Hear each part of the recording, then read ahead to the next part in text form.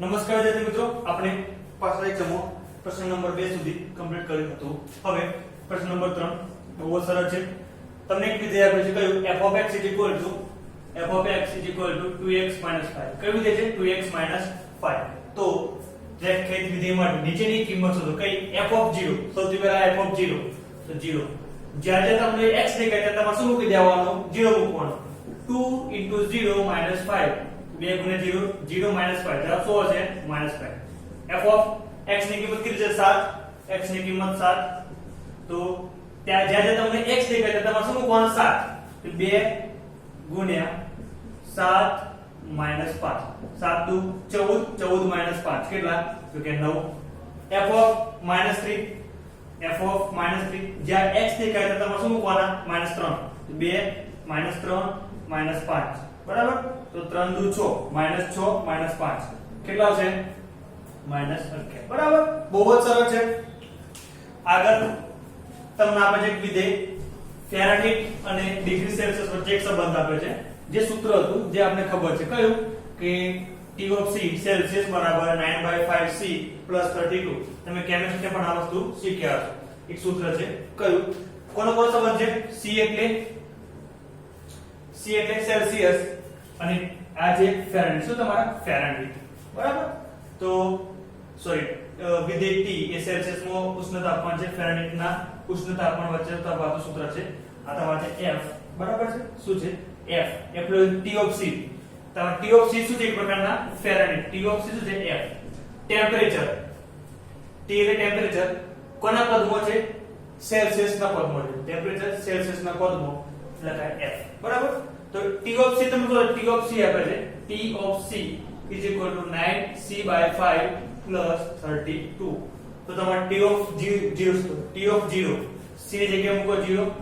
તો 9 * 0/5 + 32. તો 9 * 0 0 0 ને સીધો 5 એટલે 0 + 32 સોરી કેટલા? 32. તો તમારે સેલ્સિયસ 0 ડિગ્રી હોય ત્યારે ફેરાડેટ કેટલા થાય? 32 થાય બરાબર. હવે તમારે સેલ્સિયસ કેટલા હોય? 28 મતલબ રૂમ ટેમ્પરેચર. 28 શું છે? Room temperature. T28 = 9C/5 + 32. Sorry અહીંયા પેલા C આવશે. શું છે? C. હવે આપણે C કેટલા મૂકવાના છે? 28. C કેટલા છે? 28. તો T28 તો 9 * 28 ના છેદમાં 5 + 32 બરાબર. હવે આ બંનેનો કરવાનો ગુણાકાર, એ બંને ગુણાકાર ભાગ્યા 5 જે જવાબ આવે એને 32 જોડે સરવાળો કરો, જે તમે હોમવર્કમાં કરી શકો છો બરાબર. આગળ છે T of -10. એ પણ તમે હોમવર્કમાં કરી શકો છો.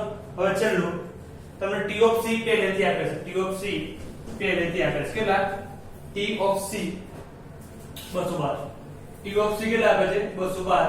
તો C ની કિંમત શોધો. તો C ની કિંમત શોધો.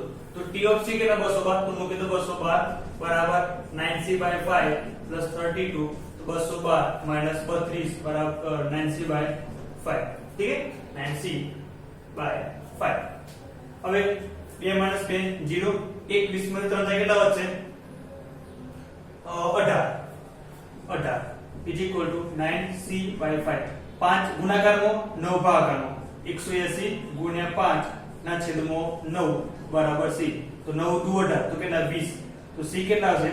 5 * 10 = 100. C કેટલા આવશે? 100. 100 ડિગ્રી સેલ્સિયસ હોય તો ફેરાડેટ કેટલા હોય? 212. 100 ડિગ્રી સેલ્સિયસ હોય ત્યારે ફેરાડેટ કેટલા હોય? તો કે 212. બહુ જ સરળ છે. પ્રશ્ન નંબર 5 જુઓ છેલ્લો. નીચેના વિધેયનો વિસ્તાર શોધો. આપણે વિસ્તાર પણ શોધશું, એનો પ્રદેશ પણ શોધવાનો. ભલે પ્રદેશ નહીં કીધો પણ આપણે શોધવાનો છે. તો લખી દઈએ. 3 પ્રશ્નો કયા કયા છે? f of x પહેલો છે. f of x = 2 - 3x. બીજો છે f of x = x² + 2. ત્રીજો છે f of x = x બરાબર. આ બધા માટે આપણે શોધીશું પ્રદેશ, વિસ્તાર અને એનો ગ્રાફ પણ આપણે દોરીશું બરાબર. જો સૌથી પહેલો f of x = 2 - 3x. શું છે? f of x = 2 - 3x. તો સૌથી પહેલા આ જે સમીકરણ ખરું આ સમીકરણ શું કહેવામાં આવે છે? આ સમીકરણ કહેવામાં આવે છે સુરેખ સમીકરણ. કેવું? સુરેખ. કેમ? એ x ની કેટલી ઘાત છે? 1. જ્યારે x ની 1 ઘાત હોય શું કહેવાય? સુરેખ સમીકરણ કહેવામાં આવે છે. બરાબર? તો રેખા કે તમારો ગ્રાફ કેવો છે? એકદમ સીધી રેખા છે. ગ્રાફ કેવો છે? સીધી રેખા. એટલા માટે સુરેખ સમીકરણ કહેવામાં આવે છે. તો જુઓ, માન લો f ઓફ x શું છે આપણો y y 2 3x. બરાબર? તો બનાવી દઈએ આપણે ટેબલ x અને y એટલે આપણે f of x. x તમે મૂકો 0, x કે મૂકો 0 તો y કેટલા આવશે? 2 આવશે. x 0 મૂકો 2 - 0 x મૂકો તમે 1, x કેટલા મૂકો 1 તો 2 - 3 = 3 શું હશે? -1. x ને મૂકો 2 તો 2 - 3 * 3 × 6 તો 2 - 6 કેટલા હશે? -4. x મૂકો -1 તો y = 2 - 3 * -1 તો 2 પ્લસ 3 * 1 = 3 5 મૂકો -2 મૂકો y = 2 - 3x x કેટલા મૂકો -2 તો 2 - 3 -2 તો 2 પ્લસ 3 * 6 8. બરાબર?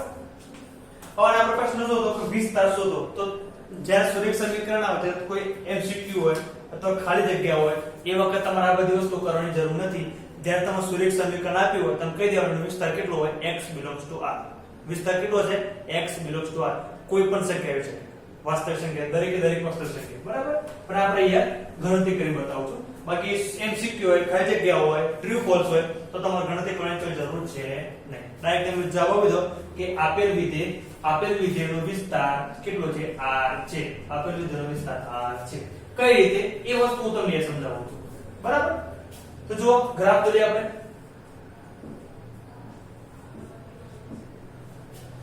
x કેવા? કીધું આપણે 1 2 3 4 5 1 2 3 4 5 1 2 3 4 5 6 7 8 -1 -2 -3 -4 -5. રેડી? x 0 હોય તો y કેટલા? 2. x 0 હોય તો y કેટલા? તો કે 2. x 1 હોય તો y કેટલા? -x. x જ્યારે 1 હોય, x 1 હોય તો y કેટલા આવશે? -1. x 2 હોય તો y કેટલા? -4. x જ્યારે 2 હોય તો y કેટલા આવે છે? -4. x -1 હોય તો y કેટલા આવે છે? 5. x કેટલા હોય? -1. x જ્યારે -1 હોય તો y કેટલા આવે છે? 5. x -2 હોય તો y કેટલા આવે છે? 8. x -2 હોય તો y કેટલા આવે છે? 8. તો તમે જુઓ, આ બિંદુ બધા બિંદુ જોડો. હવે તમે x ની કિંમત જેમ કરો ને y ની કિંમત વધશે. જુઓ, -1 માટે 5, -2 માટે 8, -3 મૂકો તો કઈક મોટી સંખ્યા મળશે, 12 કે ત્રિકી સંખ્યા મળશે, -4 મૂકો 15 કે 20 મળશે. જેમ x ની કિંમત તમે ઘટાડશો એમ y ની કિંમત જો વધે છે. આ બાજુ x ની કિંમત શું કરો? x ની કિંમત વધારો તો y ની કિંમત ઋણ થાય છે. જુઓ, 0 માટે 2, 1 માટે -1, 2 માટે -4, તો 3 માટે હજુ -8 આવશે અથવા -10 આવશે, કોઈ પણ સંખ્યા. તો આ પણ સંખ્યામાં આવવાની છે. તો જુઓ, તમે x ની કિંમત કોઈ પણ મૂકો, કોઈ વાંધો નથી. x ની કિંમત કોઈ પણ મૂકો, કોઈ વાંધો નથી. એ તમે x ની કિંમત કોઈ પણ મૂકી શકો છો. x belongs to r માંથી કોઈ પણ સંખ્યા મૂકો તમને જવાબ મળવાનો જ છે. પાક્કો જ મળવાનો છે. કારણ પ્રદેશ શું હશે? પ્રદેશ આવશે x belongs to r. પ્રદેશ શું હશે? x belongs to r.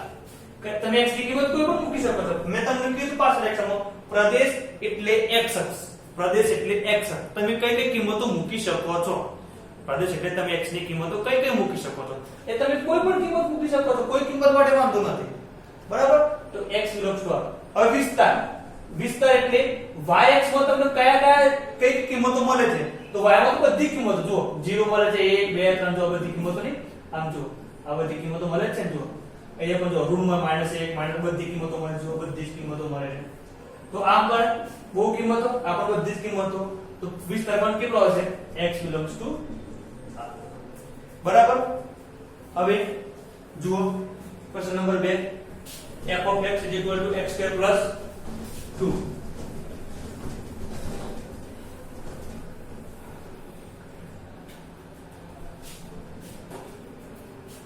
f of x is equal to x square plus 2 g આપણે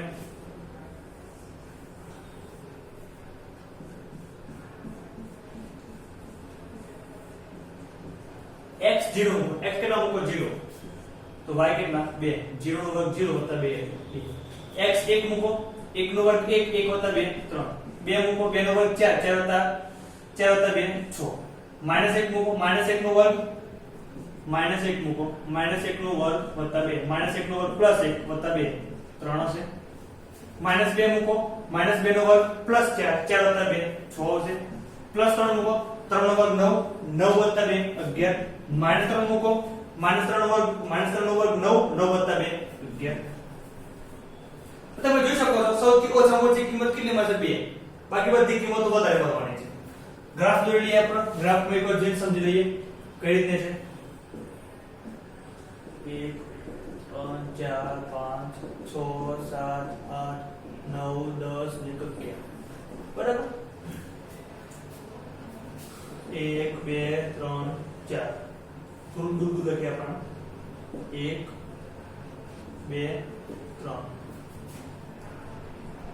-1 -2 -3 -1 બરાબર જ્યારે x 0 હોય x 0 તો y કેટલા 2 જ્યારે x કેવા હોય 0 હોય તો y કેટલા મળે છે 2 આ બિંદુ હશે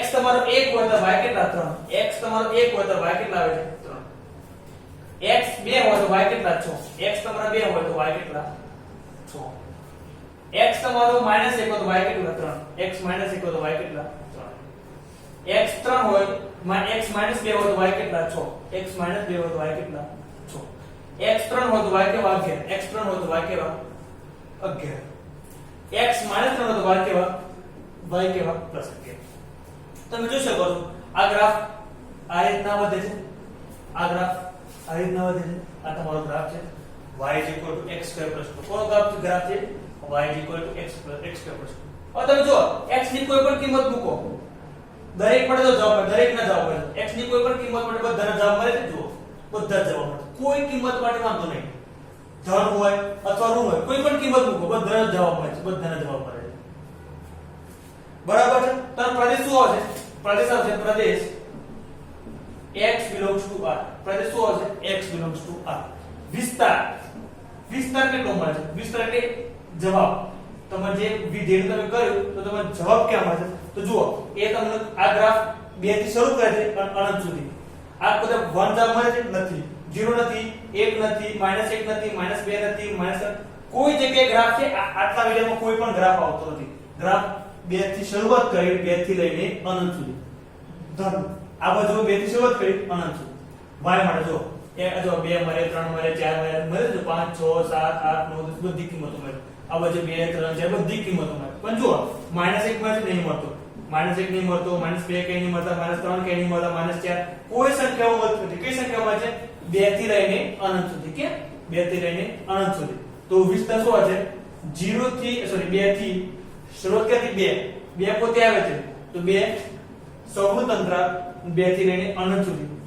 2 to infinity વિસ્તાર શું હશે 2 to infinity હવે x² નો x² સહગુણક કેવો હતો એ ધન હતો એટલા માટે માની લો કે x² નો સહગુણક કેવો હોય ઋણ ધારો કે આ હોય -x² + 2 આવું હોય -x² + 2 જો ધન હોય તો આ જે છે ને આ ખુલ્લું આ ઉપરની તરફ ખુલ્લું મળશે જો આ ઉપરની તરફ ખુલ્લું અને જો x² સહગુણક ઋણ હોય તો કે તમને નીચેની તરફ ખુલ્લું આ રીતે આમ મળશે નીચે આ કે ઉપર પરવલે મળે ઉપરની તરફ પરવલે આમ નીચેની તરફ પરવલે તે x કેવો હોય -x² + 2 હોય દાખલા તરીકે આપણે -x² + 2 નો ગ્રાફ કયો હોય તો જુઓ x 0 મૂકો તો y કેટલા 2 x -1 મૂકો x કેવા -1 તો જવાબ શું આવશે અહીંયા +1 આવશે